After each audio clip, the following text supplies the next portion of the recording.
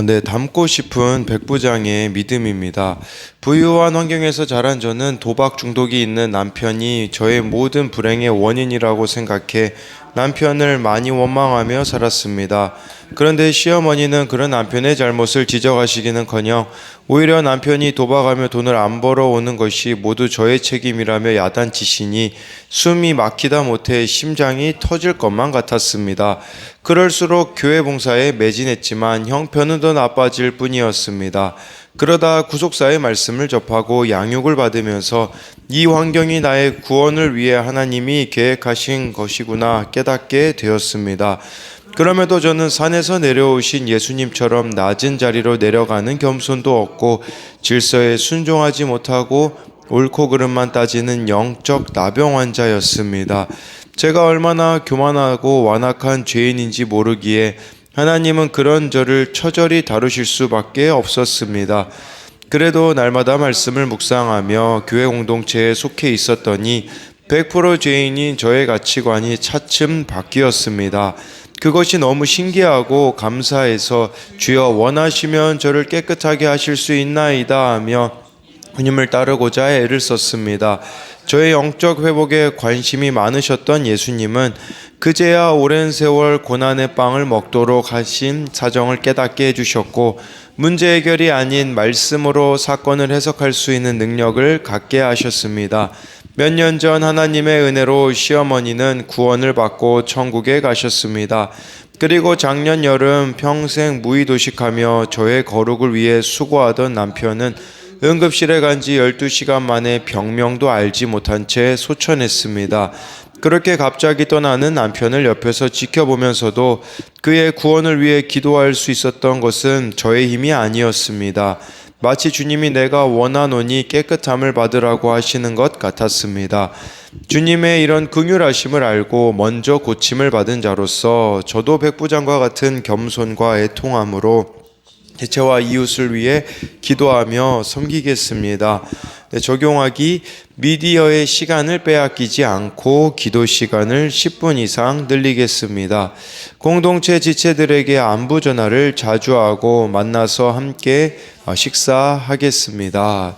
네, 여기서 이렇게 나와 있듯이 예수님처럼 낮은 자리에 내려가는 겸손도 없고 질서도 모르기에 질서에도 순종하지 못하고 옳고 그름만 따지는 자신이 영적 나병 환자이기 때문에 하나님께서 이렇게 다루실 수밖에 없었다라고 하는데요. 우리도 정말 이렇게 영적 나병 환자 무감각 상태는 아닌가 한번 돌아봐야 합니다. 오늘은 마태복음 8장 1절부터 13절까지인데요. 마태복음 5, 6, 7장은 예수님의 가르침이었었고요. 8장하고 9장은요. 10가지 기적 이야기가 집중적으로 나옵니다. 이것은 무엇을 말하는 거냐면요. 사탄의 지배 아래 고통받는 자들로 이제 예수님이 해방시켜 주시는 것을 뜻한다고 볼 수 있어요. 1절에 예수께서 산에서 내려오시니 수많은 무리가 따르니라 라고 해주고 있습니다. 산 위에서 이제 가르침을 받았다면 이제 내려와야 되는 것이죠. 마찬가지로 산에서 말씀을 전하시고 내려오시는 예수님은 나에게는 이제 영적으로 성장하고 순종하는 자가 되면 세상 속에 들어가서 자기 자리를 찾아가야 된다라는 겁니다. 이 자리는 사랑과 겸손의 자리인 것이죠.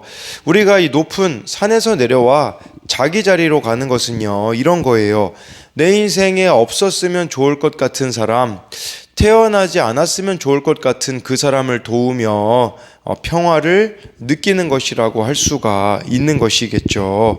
네, 왜냐하면 이 수많은 무리 중에 이 예수님 내려오자마자 누가 찾아왔는지를 보면 제가 이렇게 말씀드리는 것을 알 수 있습니다. 1절, 그래서 1절에 대해서 적용 질문은 내가 높은 데서 내려와 제자리를 찾아야 하는 자리는 어디입니까? 네, 2절에 한 나병 환자가 나와 절하며 이르되 주여 원하시면 저를 깨끗하게 하실 수 있나이다 하거늘 해가지고요. 내려오자마자 한 나병 환자가 찾아왔습니다. 이 나병 환자는요, 산에 무리들이 모여 있을 때는 갈 수 없었어요. 왜 그러냐면 격리되어 있어야 됐기 때문에 지금 이 자리에 예수님 만나러 온 거 목숨 걸고 왔다라고 보시면 되는 거예요. 왜냐하면 구약의 레위기 13장 45절 46절에 이런 말씀이 있거든요. 나병 환자는 옷을 찢고 머리를 풀며 윗입술을 가리고 외치기를 부정하다 부정하다 할 것이요. 46절에 병 있는 날 동안은 늘 부정할 것이라. 그가 부정한즉 혼자 살되 진영 밖에서 살찐이라는 말씀 때문에 이 나병 환자는 격리되어 혼자서 아무래도 살았을 것이라고 볼 수 있어요. 그런데 여기 예수님 이제 손 뻗을 만한 위치까지 왔다라는 것은 이렇게 죽을 각오를 하고 예수님 앞에 나온다라는 것이겠죠. 허다한 무리가 있었어도 한 나병 환자가 예수님께 나아온 것처럼 무리가 있잖아요. 근데 진짜 예수님 말씀을 사모하는 사람은 이처럼 나병 환자, 정말 고난이 있는 사람이 예수님을 또 말씀을 사모한다라고 볼 수 있어요. 이 나병이라는 것은요, 찾아보니까 몸의 조직이 썩어가면서 감각이 없어지는 병이라고 합니다. 근데 우리가 이걸 영적으로 한번 생각해 봤으면 좋겠습니다. 그건 뭐냐면 영적으로도 아픔에 무감각한 사람은 치유가 안 되는 거죠. 술, 담배, 마약, 음란에 중독되어 감각이 무뎌지면 더 자극적인 것을 찾게 되고 치료가 안 된 채 병은 깊어지는 것이죠. 마찬가지로 우리가 하나님께 대하여 둔감해서 무엇이 죄인지 상처인지도 깨닫지 못하는 영적 나병 환자들이 있다라는 것을 기억해야 합니다. 내가 이런 영적 무감각 상태는 아닌가 생각해야 되겠죠. 그런데 이 나병 환자가요, 저 좀 낫게 해주세요 라고 안 하고요, 저를 깨끗하게 하실 수 있나이다 라고 이렇게 말하예요. 그러니까 병 고침 받는 것만을 구한 게 아니라 그의 영육간에 깨끗함을 받기를 원했다라는 것이에요. 그래서 이것에 대한 적용 질문은, 내 옆에 있는 회복이 안 될 것 같은 나병 환자, 힘든 한 사람은 누가 있습니까? 그를 외면하려고 하고 있지는 않나요? 도무지 자기 죄를 모르는 무감각한 사람이 있나요? 나병 환자처럼 나와 가족이 깨끗함을 받기 원하여서 죽을 각오를 하고 예수님께 나아가는 간절함이 있습니까? 정말 이 깨끗함으로 받기 위하여 나아가는 간절함이 있느냐라는 거죠. 3절에 예수께서 손을 내밀어 그에게 대시며 이르시되 내가 원하노니 깨끗함을 받으라 하시니 즉시 그의 나병이 깨끗하여 진지라. 예수님이 병 고침에만 관심이 있었다면요, 그냥 나병 떠나가라 그냥 외치면 끝입니다. 근데요, 손을 내밀어 대셨어요. 그러니까 이 대신 것이 이 나병 환자가 정말 깨끗하게 해주시기 위함이죠. 단지 병 고침이 아니라 그의 내면까지도, 이 내면에 얼마나 많은 뒤틀린 상처들이 있었겠습니까? 아무도 나병 환자는요, 건들지 않거든요. 만지지 않거든요. 부정하다고. 근데 만지셨다라는 것은 예수님 자신도 부정해지지만 예수님은 오히려 거룩을 전염시키셨다라는 것이에요. 이건 뭘 말하는 거냐면, 예수님을 만나면 일그러진 형상이 회복된다라는 거예요. 이 복음이라는 거, 말씀은요, 우리의 이런 일그러지고 뒤틀린 부분들을 깨끗하게 회복시켜 줄 수가 있다라는 겁니다. 병만 나으면 무슨 소용이 있습니까? 이미 그의 마음이 얼마나 많이 이렇게 어려움이 있었겠습니까? 그 마음까지도 치유하시는 예수님의 모습이 여기서 나오는 것이죠. 그래서 이 3절 말씀을 또 생각해 봐야 되는 것은, 우리에게 있어서 이 깨끗함을 받는 길은 먼저 자신의 더러움과 죄를 깨닫는 것입니다. 그리고 또 우리가 말씀으로 깨끗해질 수 있어요. 예수님이 말씀하시잖아요. 내가 원하노니 깨끗함을 받으라라고 하시는 것처럼 그날 주시는 말씀으로 우리가 또 거룩해질 수 있다라는 거죠. 그래서 이 3절에 대한 적용 질문은, 병이 낫질 않아도, 문제가 당장 해결되지 않아도 죄를 고백하고 깨끗함을 받는 것이 진정한 치유임을 믿습니까? 4절에요. 예수께서 이르시되 삼가 아무에게도 이르지 말고 다만 가서 제사장에게 내 몸을 보이고 모세가 명한 예물을 드려 그들에게 입증하라 하시니라 라고 말씀해 주고 있어요. 삼가 아무에게도 이르지 말라고 하셨어요. 왜냐하면 예수님은 구원이 목적이시거든요. 근데 사람들은 이적 또는 기적을 바라고 있기 때문에 아무에게도 말하지 말라고. 그리고 이 나병 환자에게 예수님의 관심은 영적인 또 회복에 있었던 거예요. 그래서 제사장에게 보인 다음에 다시 공동체로 들어가라는 겁니다. 그러니까 이게 필요해요. 깨끗함을 받았다면 공동체로 들어가야 합니다. 깨끗함의 증거는 삶으로 나타나는데 예수님의 보혈로 깨끗함을 받은 내가 정결하게 살려면 공동체의 도움과 격려를 받아야 하는 것이죠. 혼자서는 깨끗할 수 없기 때문에 이렇게 공동체 속에서 살아가야 합니다. 4절에 대한 적용 질문으로는 예수님의 보혈로 깨끗하여진 것이 삶의 변화로 이어졌습니까? 정결하게 살려고 공동체에 잘 속하여 가고 있습니까? 5절, 6절 말씀을 보면요. 예수께서 가버나움에 들어가시니 한 백부장이 나와 간구하여 이르되 주여 내 하인이 중풍병으로 집에 누워 몹시 괴로워하나이다 라고 하는데요. 이 괴로워하나이다라는 단어가요, 마태복음에 많이 쓰였어요. 이거는 마태복음 3장 10절에는요, 좋은 열매를 맺지 아니하는 이들은 불에 던져지다. 이 던져지다가 여기 나와 있는 괴로워하다랑 똑같은 의미고요. 마태복음 5장 13절에 맛을 잃은 소금이 밖에 버려지다. 이 버려지다도 여기 나와 있는 괴로워하나이다랑 같은 단어예요. 그러니까 이건 하나님의 심판을 나타내는 데 쓰였던 단어거든요. 그러니까 지금 이 백부장의 종은 하나님의 심판에 던져져서 중풍병에 걸렸다라고 할 수 있는 것이죠. 우리에게도 이렇게 심판과 같은 사건이 있습니다. 근데 이때 우리가 예수님께 나아간다면 이것은 구원의 사건이 될 수가 있는 것이겠죠. 그리고요, 당시에 이런 하인은 사람 취급을 안 했거든요. 하인이 병들어서도 주인이 굳이 나서서 치료할 필요가 없었던 거예요. 근데 이 하인을 사랑하는 마음이 백부장에게는 강했고 병을 고칠 수 있다는 예수님을 향한 믿음이 강했다라는 것을 이렇게 보여주고 있습니다. 긍휼의 사람인 거죠. 근데요, 누가복음 7장 2절에는 여기서는 하인이라고 나오는데 7장 2절에는 종이라고 나오거든요. 평행 본문인데 여기서 나와 있는 종이라는 단어는요, 어떤 백부장이 사랑하는 종이 병들어 죽게 되었으니 이 종은 둘로스라는 단어로요, 그 새 한 마리 값도 안 되는 종한테 쓰는 표현입니다. 대표적으로 바울이 자기가 그리스도의 종이라고 표현할 때도 이 둘로스라는 단어를 쓰고요. 이 둘로스라는 단어에서 집사, 데컨이라고 해가지고요, 집사라는 단어가, 우리 교회 직분 집사라는 단어가 여기서 나온 거거든요. 근데요, 이 둘로스는 새 한 마리도 안 되는 건데 백부장이 종을 이렇게 걱정하듯이 새 한 마리 값도 안 되는 자를 걱정했듯이 우리에게도 어떻게 보면요, 사람들이 보기에는 하찮게 여겨지는 자들이 있다고 할지라도 그들을 긍휼히 여기는 것을 예수님은 큰 믿음으로 보신다라는 거예요. 정말 내 인생에 어떻게 보면 쓸모없어 보이고 도움이 안 되는 자들을, 새 한 마리 값도 안 되는 자를 사랑하는 이 모습을 예수님은 기뻐하신다라는 겁니다. 그래서요, 이 6절에 대한 적용 질문으로는 하인에게 심판과 같은 중풍병이 있었듯이 나에게는 어떤 심판과 같은 사건이 있었나요? 그 가운데 예수님께 나아갔습니까?